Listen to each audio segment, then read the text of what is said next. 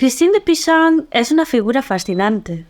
No solo consiguió consolidarse como una autora profesional en un ambiente francamente hostil a la presencia femenina, sino que fue una escritora increíblemente prolífica y versátil.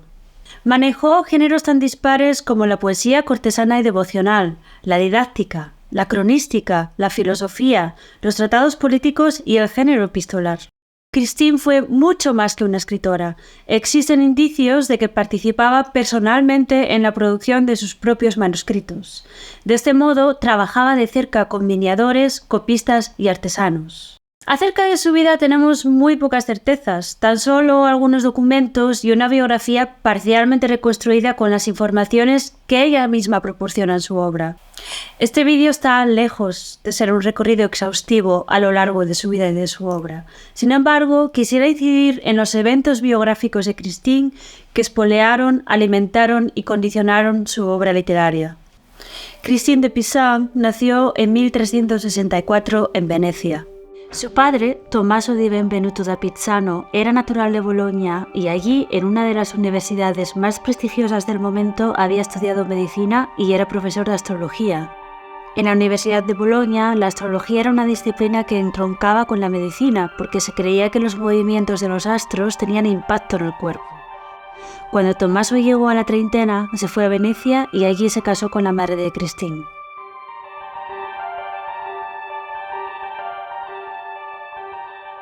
En sus escritos, Christine habla de su padre con profunda admiración y agradecimiento, porque el astrólogo incentivó la educación de su hija, al contrario de su madre, que era muchísimo más convencional. Cuenta Christine que en Venecia había sido consejero y más tarde se mudaría con su familia a París. Allí, en la corte de Carlos V, Tommaso trabajó como astrólogo, físico, filósofo, consejero y matemático. Al trabajar para Carlos V, Tommaso, quizás sin saberlo, estaba proporcionando a su hija multitud de estímulos intelectuales que años más tarde darían sus frutos. Carlos V era un gran bibliófilo y había comenzado a construir una biblioteca muy ambiciosa. Uno de sus pisos era un espacio de estudio donde se podían consultar manuscritos y que Christine había frecuentado en numerosas ocasiones. En esta colección del monarca había libros de filosofía, crónicas, libros de viajes y una considerable colección de libros dedicados a la materia científica. Tommaso y su familia gozaban del favor del monarca y Christine era una adolescente plenamente integrada en el universo cortesano. La joven conocía a la perfección los códigos cortesanos y más tarde proporcionaría muchos detalles sobre ellos en su obra. Christine de Pizan se casó a los 15 años con un hombre 10 años mayor que ella. Se llamaba Etienne de Castel y era un prometedor secretario real. Esta era una posición ocupada principalmente por intelectuales y básicamente consistía en redactar cartas, redactar discursos oficiales o estar presente en misiones diplomáticas. Con Etienne, Christine tuvo 3 hijos.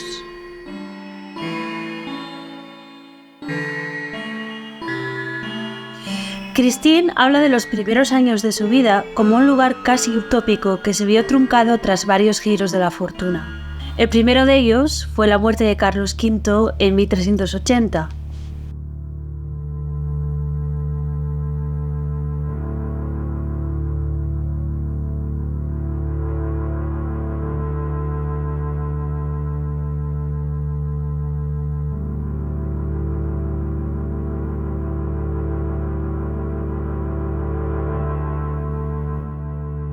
A nivel personal, la muerte del rey sería el primer evento trágico que antecedería a muchos otros en la vida de la escritora. El fallecimiento del monarca no solo dejaba a la familia de Pizan en un estado de incertidumbre financiera, sino que además habría un espacio de gran inestabilidad política, una inestabilidad que condicionaría toda la vida de Christine. Carlos V había dejado a un heredero jovencísimo y una regencia compartida entre los tíos del futuro monarca. Más tarde, cuando el nuevo rey Carlos VI alcanzó la mayoría de edad, empezó a sufrir una especie de brotes psicóticos, cada cual peor que el anterior. En consecuencia, la capacidad de liderazgo del monarca estaba constantemente en entredicho. Debido a su enfermedad, su mujer asumió la regencia por un tiempo, pero las disputas internas por el control del poder no cesaron. A todo este caos político se le sumaba el conflicto bélico con Inglaterra. Todos estos acontecimientos condicionaron la vida de Christine, quien escribió varios tratados sobre la guerra y tuvo un papel activo en la política del momento. Unos años más tarde, Christine sufriría el segundo embate de la fortuna. Hacia 1387, Tommaso, el padre de la autora, moría a la hora que él mismo había predicho gracias a sus cálculos astrológicos.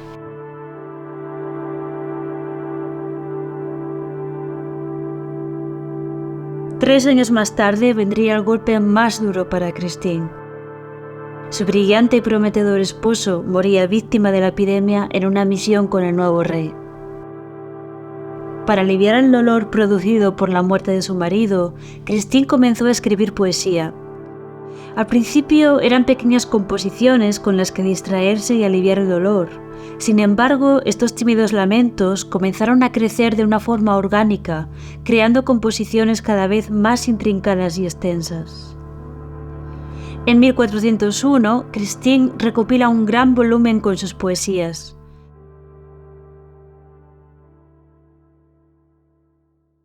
Uno de los aspectos más fascinantes de Christine es observar cómo la voz de la autora se metamorfosea de una forma orgánica y va al encuentro de distintas lecturas y experiencias vitales. Como todos los escritores y escritoras, Christine era, ante todo, una lectora empedernida, que manejaba además multitud de referencias y las mezclaba de una forma extraordinaria. En sus escritos podemos rastrear referencias dispares que van desde la poesía a la filosofía, a los libros de viajes, la historia e incluso las matemáticas. Fue precisamente su faceta como lectora la que le llevó a formar parte de un gran debate literario que le granjeó tantos enemigos como admiradores. El debate fue a propósito del Román de la Rosa. El Román de la Rosa reflexiona de una forma alegórica sobre el amor. El poema fue compuesto en dos etapas con casi 50 años de diferencia.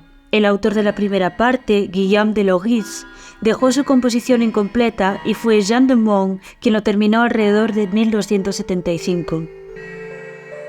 El caso es que estaba escrito por dos hombres, y a nadie le sorprenderá saber que está poblado de comentarios misóginos, particularmente la segunda parte.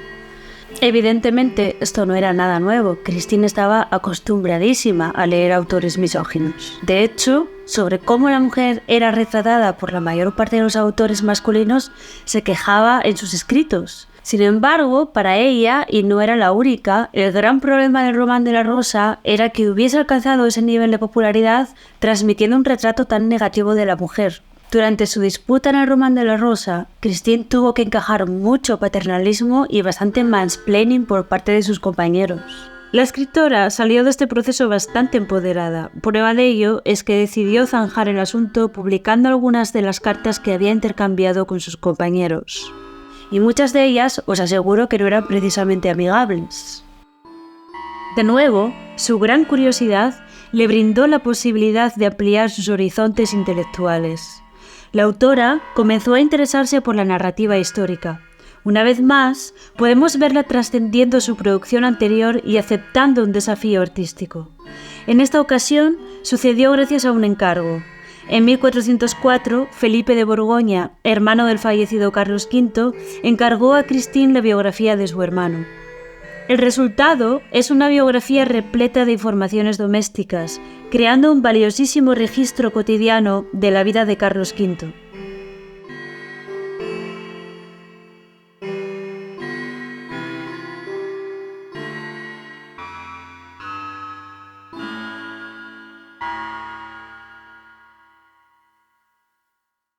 En 1418, debido a los conflictos bélicos que amenazaban París, Christine abandonará definitivamente la ciudad.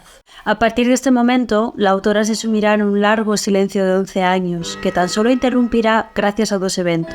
Uno de ellos extremadamente trágico y el otro tan esperanzador que muchos leyeron como un milagro.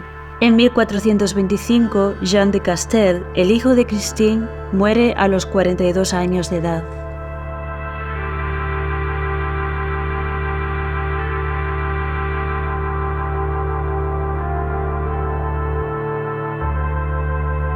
Como hiciera unos años antes, Christine buscará de nuevo refugio en la poesía. Al volver a un género largamente olvidado, Christine cerraba en cierto modo un ciclo biográfico y artístico. En esta ocasión se trataba de una poesía más oscura, de temática devocional, saturnal, metafísica, en comparación a la primera producción que era más frívola y cortesana. Otra de las particularidades de esta producción tardía es que estaba dirigida exclusivamente a un público femenino. Es hermoso y de cierta justicia poética que el último poema de Christine celebrase la vida de otra mujer contemporánea. Esta mujer, muy recientemente, había liderado las tropas francesas frente a la invasión inglesa y había tenido un papel importantísimo en la coronación del nuevo rey. Me refiero nada menos que a Juana de Arco. En aquel momento, Christine rondaba los 65 años, mientras que Juana tendría 17 o 18 años. La escritora había superado numerosos giros desfavorables de la fortuna y la muerte no tardaría en llegar. Sin embargo, es palpable la sensación de esperanza que la joven heroína inspiraba en la escritora. Para ella, esta jovencísima líder, amazona y mística, Christine escribirá sus últimas palabras repletas de entusiasmo y esperanza.